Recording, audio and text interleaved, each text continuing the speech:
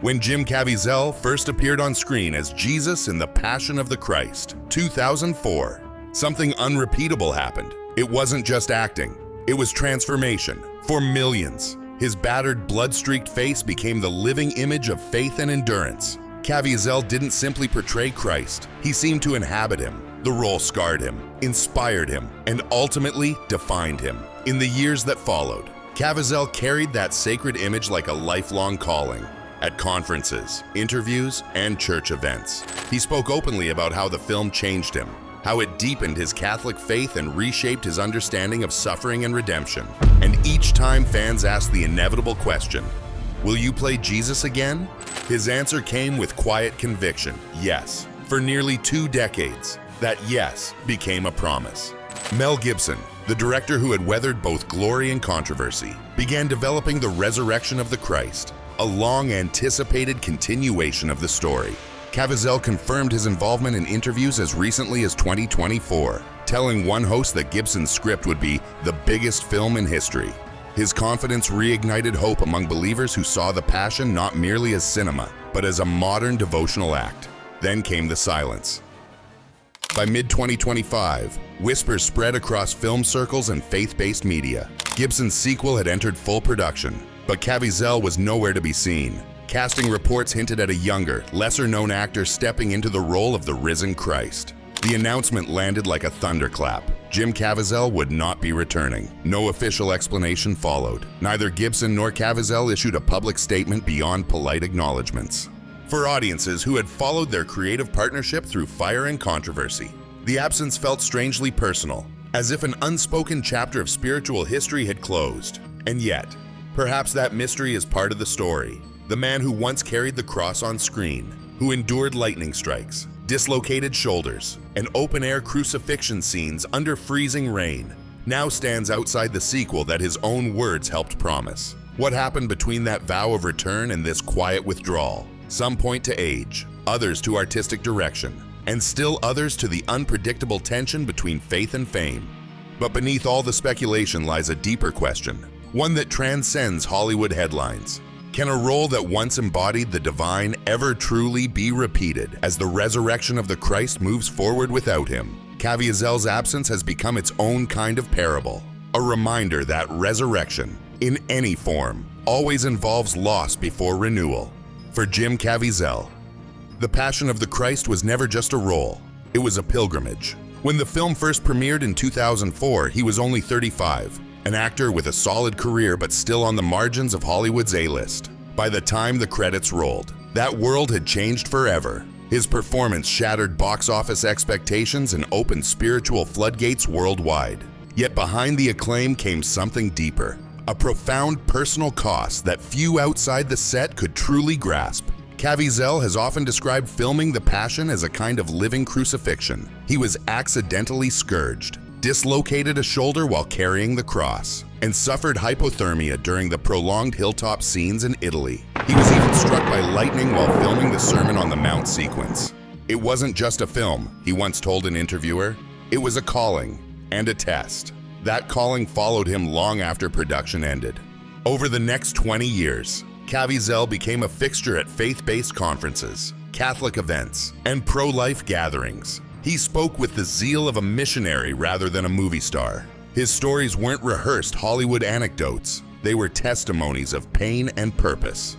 "Playing Jesus destroyed my career," he said in a 2016 speech, "but it brought me closer to God." So when rumors of a sequel began to surface around 2018, it was natural that audiences looked to him again. Could the man who embodied Christ's suffering return to portray his resurrection? For Caviezel, the question didn't seem complicated. He wanted to finish what had begun. By 2020, he confirmed in multiple interviews that Mel Gibson had shown him several drafts of a script titled The Resurrection. "It's going to be the biggest film ever made," Caviezel declared in one viral interview, his eyes lit with conviction. He spoke about it not as an actor promoting a project, but as a believer anticipating a prophecy fulfilled. For those who had been moved by his earlier performance, it was thrilling news, as if the story of Christ's triumph would finally find its cinematic completion through the same man who had carried its cross. In 2023 and 2024, that promise only grew louder. Caviezel appeared on religious broadcasts discussing how Gibson had been guided by the Holy Spirit during the writing process. He hinted that filming might start soon, and that the script delved deeply into the mystery of Christ's descent into the underworld, a story rarely told on screen. "We're going to see what happened in those 3 days," he said. "What the world never saw, but what changed everything." Fans held on to every word. For 2 decades, they had carried his face, battered, bloody, radiant, as the definitive cinematic Christ.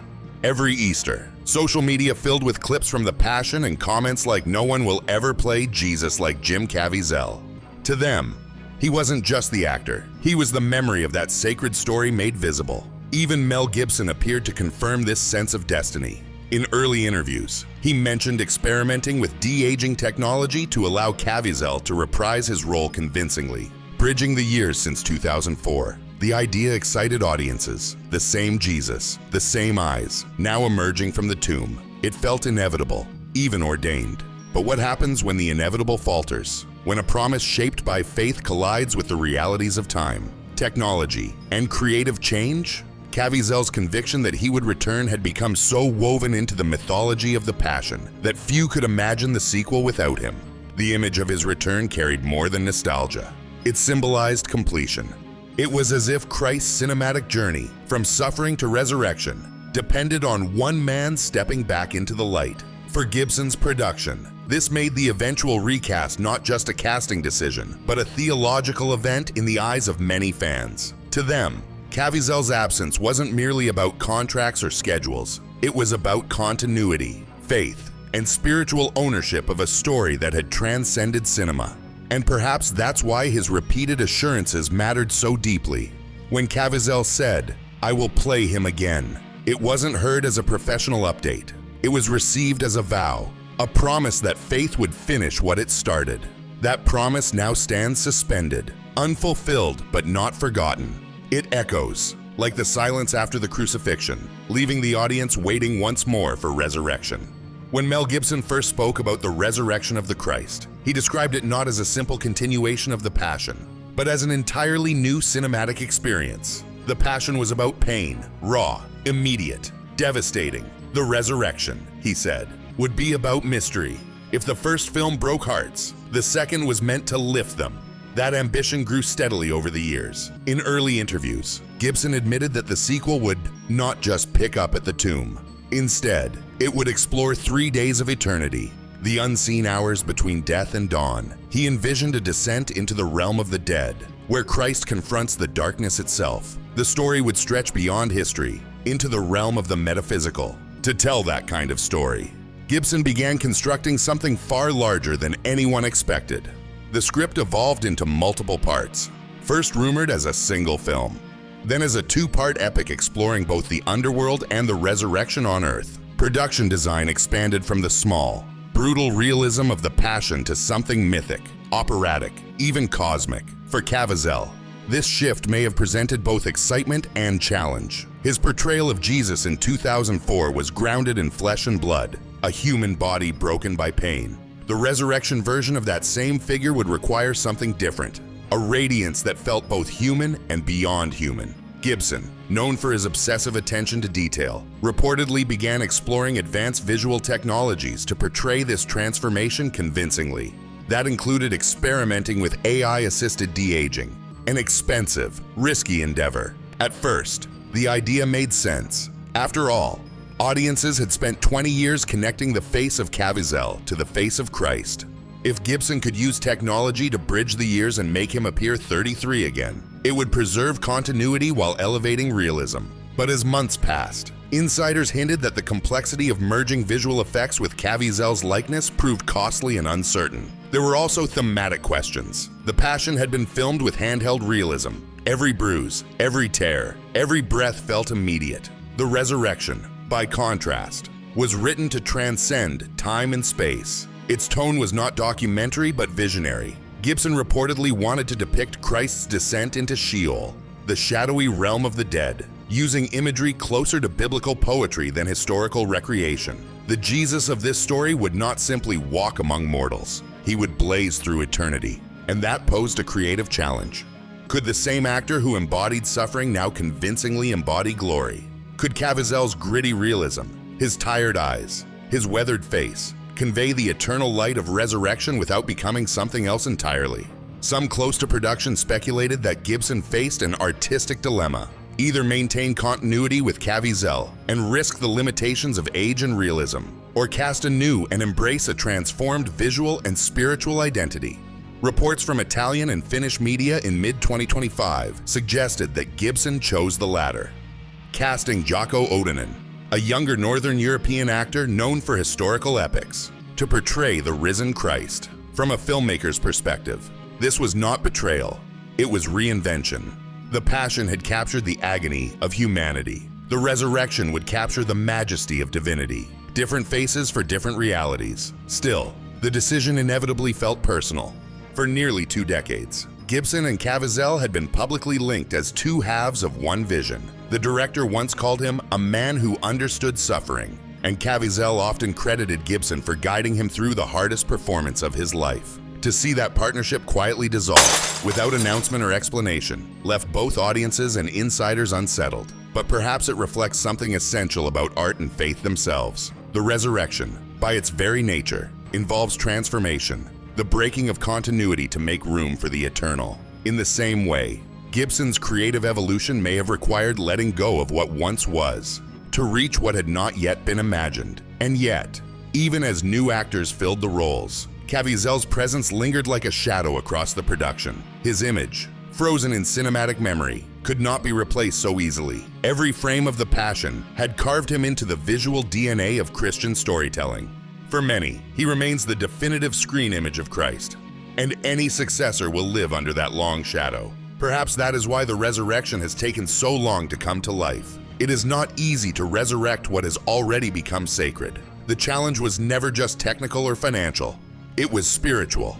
How do you continue a miracle on command? In the next part of our analysis, we'll look directly at the unanswered question: why didn't Jim Caviezel return? Beyond production design and creative ambition, what unseen forces, personal, physical, spiritual, or political, may have led to this parting of paths? The announcement that Jim Caviezel would not reprise his role as Jesus stunned the film community.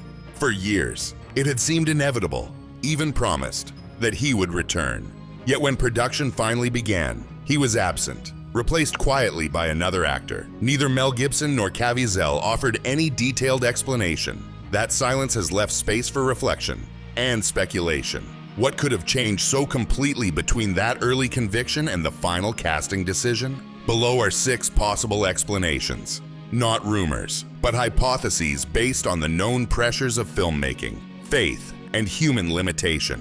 1. Creative direction. The Jesus of glory versus the Jesus of suffering. Caviezel's Jesus in The Passion was raw, mortal, and profoundly human. He bled, trembled, and gasped his final breath before the eyes of the world. The resurrection demands a completely different portrayal, not of agony, but of divinity. In creative terms, that transformation can be nearly impossible to achieve using the same visual identity. Gibson's vision reportedly reimagines the resurrected Christ as something luminous, less bound by flesh, more a figure of transfiguration than mortality. The tone shifts from realism to revelation, from the body to the spirit. For an artist as uncompromising as Gibson, a new face might have symbolized that transformation, the renewal of all things. Recasting could thus serve as a cinematic metaphor. The Christ of suffering and the Christ of glory are not the same, even though they are one. If this theory holds true, it isn't a rejection of Caviezel, but a reflection of the story's theology. Resurrection requires change, even in the face we thought we knew. 2. The age and the mirror of time. When The Passion was filmed, Caviezel was 35, nearly the same age as Jesus at his death. 2 decades later, he is in his mid-50s, despite maintaining remarkable fitness. The human face carries its own truth. Years leave their imprint. For the resurrection, Gibson initially planned to use de-aging technology to recreate Caviezel's younger appearance. Yet de-aging for a central, emotionally nuanced performance is extremely difficult. It can flatten expressions, distort light, and create a subtle, uncanny valley effect that distracts rather than inspires. For a film so reliant on intimacy and spiritual presence, any artificiality could break the spell. A younger actor offered a simpler, purer solution, one that would free Gibson to shoot in natural light and minimal visual effects. This choice may have been pragmatic rather than personal. As one production insider remarked off record, sometimes technology just can't serve faith. In this light, the recast becomes not a creative betrayal, but an act of aesthetic honesty, allowing the image of the risen Christ to remain timeless rather than digitally resurrected. 3. The body remembers. Health, endurance, and the cost of devotion. Caviezel has spoken often about the physical toll the passion took on his body. He dislocated his shoulder, suffered hypothermia, and carried heavy crosses for hours under harsh weather. During interviews, he mentioned that the filming broke him in ways he would never forget. To return to such an emotionally and physically punishing world, even 2 decades later, might have been more than any actor could bear. The resurrection would require long shoots, complex prosthetics, and physically demanding scenes, perhaps involving underwater or desert sequences. At 56, Caviezel's body may not allow for the same punishing realism he once endured willingly, and perhaps he no longer needs to. Maybe the experience of the Passion was meant to stand alone, a finished act of offering. If this theory is true, his absence is not failure but completion. The man who once bore the cross on screen may have already given everything that role required. 4. The weight of schedule and the shadow of other callings. There is also the simple but often overlooked factor of timing. Caviezel's recent career has resurged, particularly after the success of Sound of Freedom, 2023, a film that catapulted him back into the spotlight of faith-driven cinema. The demands of promoting that movie, participating in sequels, and touring internationally for advocacy events may have conflicted with Gibson's shooting schedule. Gibson's project, known for its secrecy and unpredictable development, may not have aligned with Caviezel's commitments. As filming began in Europe in 2025, Caviezel was reportedly in the United States engaged in other ventures, including possible collaborations with Angel Studios and independent productions. Sometimes, artistic destiny simply collides with logistics. The resurrection may have arrived on the calendar sooner than expected, and the actor who once promised to return may have found himself standing in 2 worlds. One of devotion, one of duty, if schedules were indeed the issue. The decision to recast might have been mutual and respectful, a quiet acknowledgement between 2 men who have already walked through fire together. 5. The spiritual distance, when the mission ends among all possible explanations. This one feels the most intimate, and perhaps the most poetic. Caviezel's relationship with his role as Jesus was never purely professional. It was devotional. He has often said that the role changed his soul, not just his career. But when faith becomes vocation, it can also become burden. To carry that image for 20 years, to be greeted not as Jim, but as Jesus, is an extraordinary weight for any person. Everywhere he went, he was asked to speak, to bless, to testify. In a sense, he became a living extension of the film's message. After decades of such identification, perhaps Caviezel reached a moment of release. Maybe he understood that his mission was fulfilled, that the Passion was not a chapter waiting for a sequel but a completed gospel of its own. In this view, stepping away from the resurrection could be an act of humility, acknowledging that the story no longer needs him to continue. That too is a form of resurrection, letting something new be born in one's absence. 6. The Hollywood equation, faith, image, and industry pressure. Finally, one cannot ignore the political and cultural dimension. Caviezel's outspoken religious and social views have made him both admired and controversial. He is unafraid to speak about moral issues, sometimes in language that divides audiences. For a film of Gibson's scale, with international distribution and global investors, such public perception can become a risk. Studios, insurers, and marketing teams weigh every headline. In that environment, recasting can be as much about diplomacy as artistry. This does not imply censorship, but the practical realities of modern filmmaking in a global industry increasingly sensitive to image and controversy. Gibson may have chosen to protect the project's universality by shifting attention from personalities back to the story itself. Ironically, this may have been exactly what Caviezel himself would want, for audiences to look beyond the actor, beyond even the film, to the message of Christ's triumph. In truth, none of these theories can fully explain what happened behind closed doors. Perhaps the reason is not one, but all of them. A convergence of art, age, health, conviction, and the quiet evolution of calling. Yet there is something profoundly fitting about that mystery. The first passion ended in silence too, a tomb sealed, a promise unfulfilled, a world waiting in uncertainty. Maybe Caviezel's absence is a reflection of that same mystery. The story isn't over, but it's no longer his to tell. In faith, as in film, some roles are meant to be played once.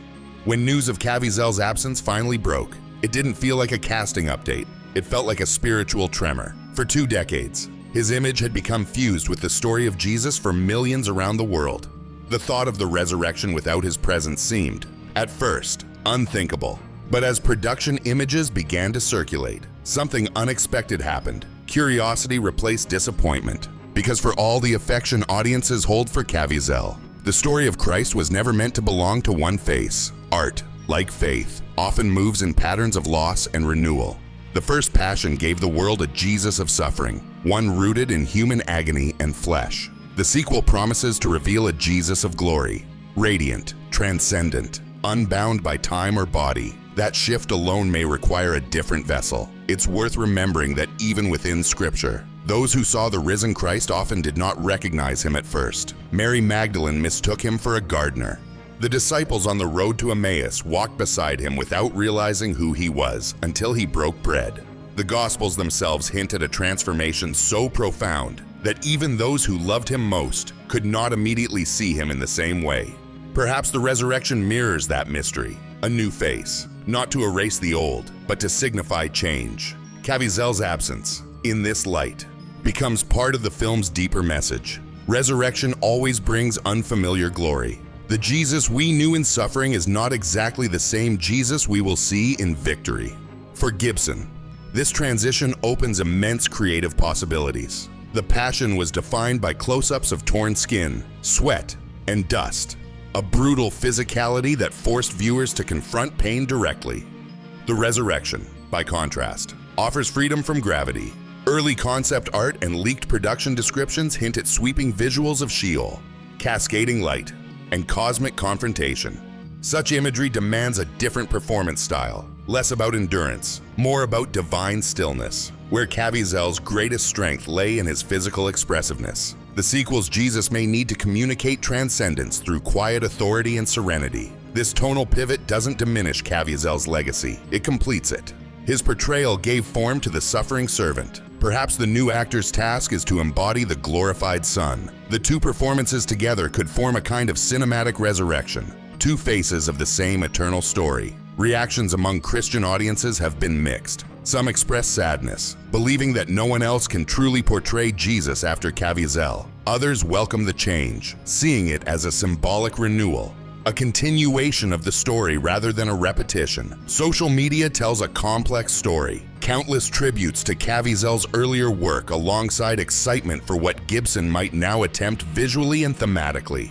For many, Caviezel's Jesus represents the cost of redemption. The new actor may represent the fulfillment of that redemption. And this emotional tension between memory and revelation may become one of the sequel's most powerful dynamics. Audiences will enter theaters carrying Caviezel's image in their minds. When they see a new face emerge from the tomb, the shock may feel jarring, but perhaps that's the point. Resurrection, by definition, defies recognition. It's not a return to the same. It's a transformation into something greater. No one who knows Mel Gibson's filmmaking style should be surprised by such a daring move. He has always resisted predictability. From Braveheart to Apocalypto, he has pursued stories of transcendence through suffering. With the resurrection, he seems determined not to repeat himself, even at the risk of controversy. Recasting the world's most recognizable cinematic Christ is a creative gamble of enormous proportions. Yet Gibson has never been afraid of backlash. Not when he filmed The Passion in ancient Aramaic, not when he released it despite industry skepticism, and not now, if anything. This choice reflects his long-standing belief that art must disturb comfort to reveal truth. In that sense, Caviezel's absence might be exactly the disruption the film needs, a creative act of death and rebirth mirroring its very subject. Perhaps the most profound effect of this casting change is what it reminds audiences about the nature of sacred art. No single artist, however gifted, owns a story that belongs to eternity. Caviezel's portrayal was, and remains, iconic. But it was one man's encounter with a mystery too vast for any lifetime. The same mystery will now meet another artist, another vessel. Faith itself is a passing of torches. Moses does not enter the promised land, Joshua does. John the Baptist prepares the way but does not become the Messiah. In that same spiritual lineage, Caviezel may have played his part, blazing a path through darkness so that another could carry the light of resurrection forward. And maybe that's what makes this moment so beautiful. For once, a recasting isn't about replacing someone, but fulfilling something. It invites us to let go, to see the story not through nostalgia, but through renewal. When the resurrection of the Christ premieres, whether it succeeds or struggles, Caviezel's shadow will linger in every frame. His work in The Passion set a standard not just for performance, but for spiritual intensity on film. No sequel can erase that. It can only respond to it. And in a strange way, his absence ensures that the two films will mirror the two halves of the gospel story: suffering and glory, death and life, absence and return. The Christ who once fell beneath the cross now rises beyond recognition. In art as in faith, the story doesn't end where we expect it to. Sometimes, resurrection requires letting go of what we love most, so that something greater can rise in its place.